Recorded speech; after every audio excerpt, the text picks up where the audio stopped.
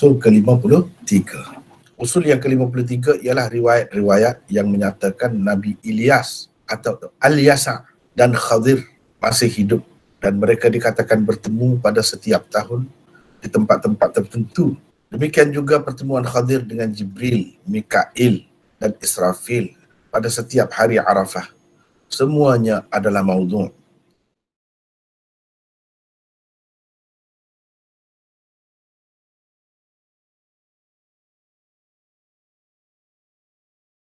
Contoh pertama, Ibnu Abbas riwayatkan bahawa Nabi SAW bersabda, Khadir dan Ilyas alaihimassalam bertemu setiap tahun pada musim haji.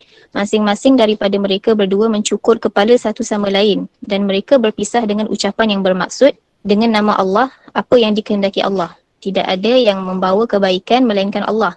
Apa yang dikehendaki Allah, tidak ada yang dapat memalingkan kejahatan melainkan Allah. Apa yang dikehendaki Allah, tidak ada satu pun nikmat melainkan datangnya daripada Allah.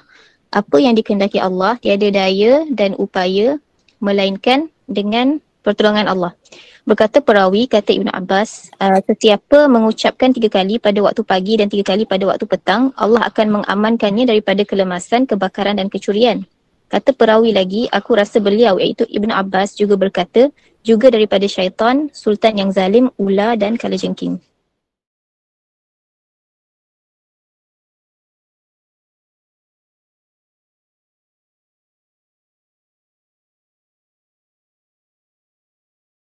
Imam Ibn Hazm, Ibnul Jauzi, Ibn Taymiyah, Ibnul Qayyim, Ibn Kathir dan Al-Albani adalah antara tokoh ulama hadis yang menghukum hadis-hadis seperti ini sebagai dusta dan maudhu' tanpa sebarang keraguan. Ibn Hibban kan berkata, Mahdi Ibn Hilal meriwayatkan hadis-hadis maudhu'. Menurut Imam Ibn Hazm, kepercayaan Khadir dan Ilyas masih hidup sehingga ke hari ini sebenarnya berpunca daripada pengaruh ajaran Yahudi. Orang-orang Yahudi percaya Ilyas dan Finhas Ibn Azar Ibn Harun masih hidup. Orang-orang Sufi telah mengikut jejak langkah mereka dalam perkara ini. Mereka mendakwa bertemu Ilyas di padang Sahara. Mereka juga mendakwa bertemu Khadir di taman-taman dan kebun-kebun bunga. Ini yang dipercayai oleh orang-orang Sufi. Benda ni berlega di kalangan orang Sufi. Mengikut Ibn Hazm sebenarnya itu daripada pengaruh ajaran Yahudi. Ibnul Jauzi juga ada mengemukakan riwayat yang lebih kurang sama, sesuatu yang tidak tersebut di dalam riwayat contoh pertama bagaimanapun tersebut di dalam riwayat yang lebih kurang sama, iaitu orang darat dan orang laut. Yang dimaksudkan dengan orang darat ialah Nabi Ilyas. Yang dimaksudkan dengan orang laut pula ialah Nabi Khidir. Berhubung dengan orang darat dan orang laut ini terdapat banyak pula dongeng-dongengnya. Kononnya Al-Hasan Al-Basri pernah berkata, diserahkan urusan di daratan kepada Ilyas, kepada Khadir pula diserahkan urusan di lautan. Kedua-dua mereka dikurniakan umur yang panjang di dunia sehinggalah ketiupan sangkakala yang pertama. Mereka bertemu pada musim haji. Apa yang dikemukakan sebagai kata-kata Hasan Al-Basri ini langsung tidak bersanad. Tidak jelas urusan apakah yang diserahkan kepada Ilyas di daratan dan kepada Khadir di lautan. Adakah mereka juga berperanan seperti malaikat? Kalau kita perhatikan, ada unsur-unsur Syiah, khususnya Syiah Ismailiyah. Dia ada orang-orang rijalul ghaib yang menjaga alam semesta ini. Dan benda ni masih lagi berterusan dipercayai oleh golongan-golongan tasawuf tertentu. Bahawa syekh kepada syekh dia adalah orang-orang yang diberi kuasa oleh Allah SWT untuk menjaga alam semesta. Memang itu wujud dalam tarekat-tarekat tertentu. Dan sebenarnya ia berpunca daripada fahaman Syiah Ismailiyah. Ini sebenarnya permainan mereka semua ni. Sedangkan yang kita maklum, yang jalankan benda-benda seperti ini hanyalah malaikat sebagai tentera Allah, sebagai makhluk-makhluk yang melaksanakan kehendak Allah. Adapun manusia tidak ada semua itu tersebut di dalam mana-mana ayat Al-Quran ataupun hadis yang sahih. Ini semua ni permainan musuh-musuh masuk ke dalam agama Islam. Dan ni kalau kita tengok hari ni semakin menjadi-jadi, semakin menjadi-jadi. Adanya orang panggil rijalul ghaib yang dipercayai dapat memberi pertolongan dan minta pertolongannya, macam-macam lagi yang boleh membawa kepada kesesatan. Pada hakikatnya ia langsung tidak berpunca daripada ajaran Islam.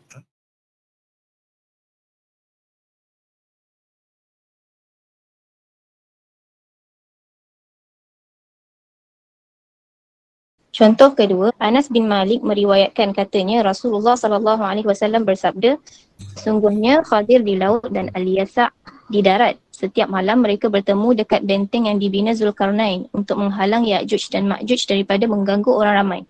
Mereka berdua mengerjakan haji dan bertemu setiap tahun. Mereka berdua minum air zam-zam sekali sahaja dan ia mencukupi untuk mereka sehingga ke tahun hadapan.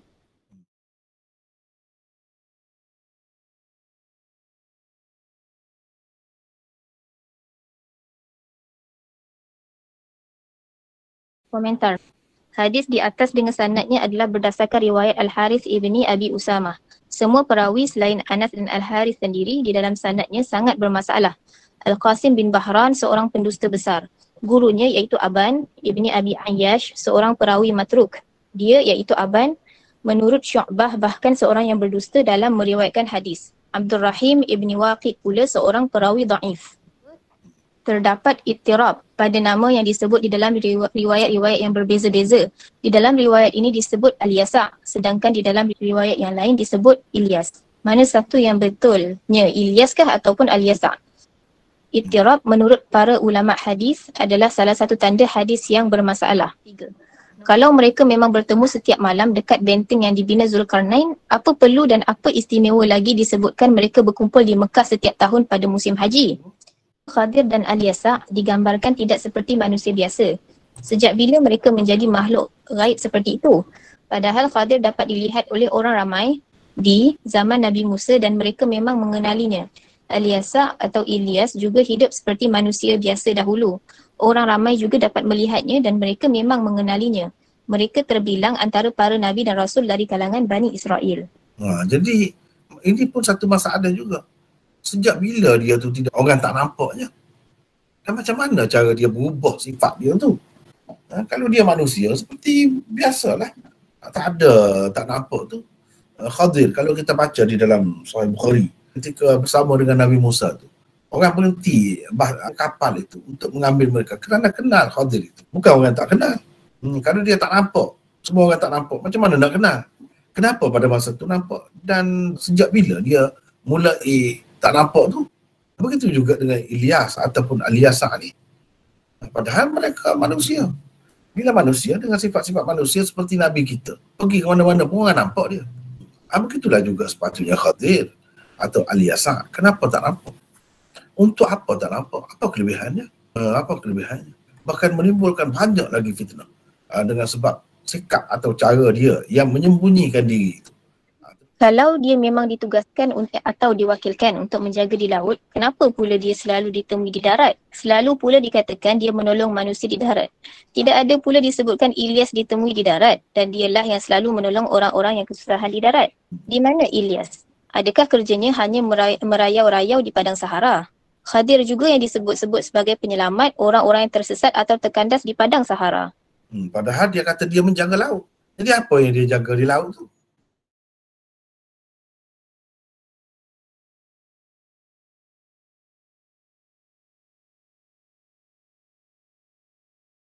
Contoh ketiga. Rasulullah SAW dikatakan telah bersabda pada setiap hari Arafah berkumpul Jibril, Mikail, Israfil dan Khadir. Jibril mengucapkan Masya Allah la quwata illa billah. Maka ucapan Jibril itu dibalas oleh Mikail dengan berkata Masya Allahu kullu ni'matin faminallah. Israfil membalas dengan berkata Masya Allahu al-khairu kulluhu biyadillah.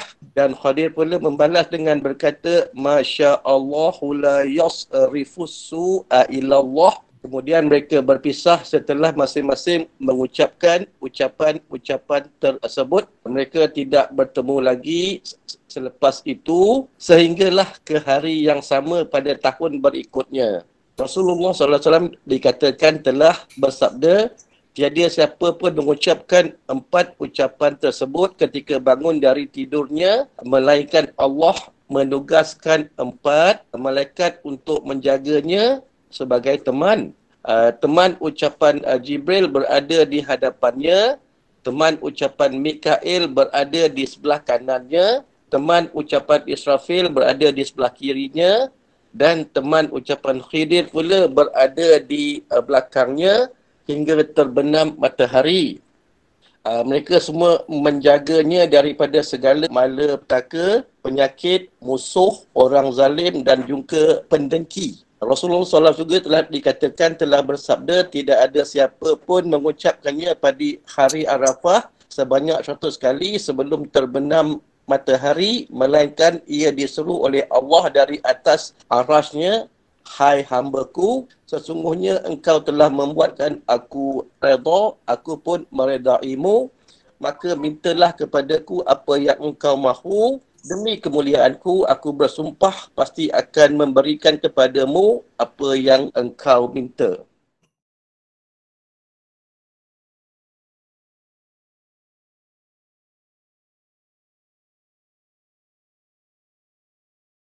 Komentar Ibnu Al-Jauzi berkata, hadis-hadis ini karut semuanya. Di dalam sanadnya ada beberapa orang perawi majhul, mereka tidak dikenali. Ibnu Katsir berkata tentang perawinya bernama Ali bin Hasan Al-Jahdami bahawa dia perawi pendusta besar. Yang kelima, hadis ini menggambarkan Khadir sebagai seorang yang tidak berada dalam masyarakat manusia. Ia kelihatan seperti salah seorang malaikat. Khadir ini dia bukan manusia nampaknya. Sebab yang dia bertemu tu bukan manusia, malaikat. Sedangkan didakwa dikatakan dia tu manusia. Tetapi pergi mari duduk berurusan tu dengan malaikat. Inilah maknanya satu keadaan yang pelik lah. Kadang-kadang digambarkan seperti malaikat, kadang-kadang digambarkan seperti manusia. Zahir riwayat ini menunjukkan semua mereka berpisah dan tidak bertemu antara satu sama lain selepas pertemuan itu, hinggalah mereka bertemu pula pada tahun berikutnya pada hari yang sama. Apa yang tersebut di dalamnya semuanya berkait dengan alam ghaib. Bolehkah kita mempercayainya sedangkan ia hanya tersebut dalam hadis-hadis maudhu' seperti itu sahaja? Hadis-hadis maudhu' seperti ini mungkin direka oleh puak-puak zindiq untuk memalingkan umat Islam daripada berzikir dengan zikir-zikir yang tersebut di dalam Al-Quran dan hadis-hadis yang sahih pada hari yang mulia itu. Maknanya hari Arafah. Ia sengaja digantikan dengan bacaan-bacaan lain yang kononnya mengandungi kelebihan-kelebihan duniawi yang sangat menarik hati. Jadi benda-benda begini kita kena berhati-hati. Kadang-kadang orang sufi dia terlalu lurus sangatlah. Betul bendul orang kata. Dia tak fikir benda-benda macam ni kalau tersebar di kalangan masyarakat, orang ramai boleh pakai. Dan menyebabkan hari itu sekali saja kita pergi ke Mekah untuk buat kerja haji, duduk di Arafah itu. Di saat akhir hari itu, kita sepatutnya ingat kepada Allah, ikut sebagaimana yang Nabi SAW ajar. Tiba-tiba kalau kelebihan duniawi yang banyak seperti ini yang menarik hati kebanyakan manusia ni dihidangkan, siapa yang tidak mahu? Orang-orang jahil akan mengutamakan zikir-zikir ini. Sebab kalau baca zikir yang lain tak ada disebut kelebihan-kelebihan begini. Ini adalah salah satu cara puak-puak zindik ataupun musuh Islam yang menyamar untuk menjauhkan umat Islam daripada ajaran Islam yang sebenarnya.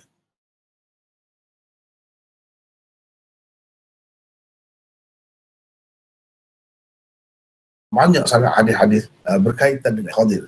Dan benda ni boleh dikatakan orang sufi ikutlah tarekat apa pun dia mesti percaya adanya Khadir. Khadir ni masih hidup.